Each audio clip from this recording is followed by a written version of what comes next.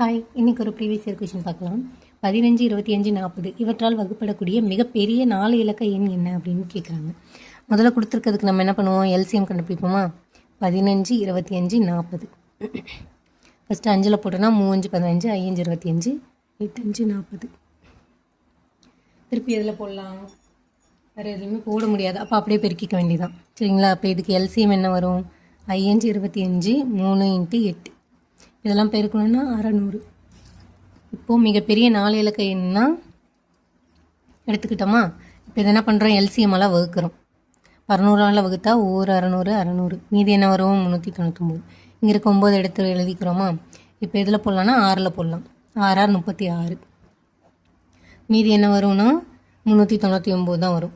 இப்போ என்ன பண்ணுறோம், வந்த மீதியை நமக்கு கொடுத்துருக்க 4 இலக்க எண்ணோட கழிச்சிட்றோம். சரிங்களா. கழிச்சோன்னா அதுதான் ஆன்சர். அப்போ என்ன வரும், 0 0, இதுக்கு 6 9. அப்போது இதுக்கான 4 இலக்க எண் என்னன்னு பார்த்தீங்கன்னா இதுதான். தேங்க்யூ.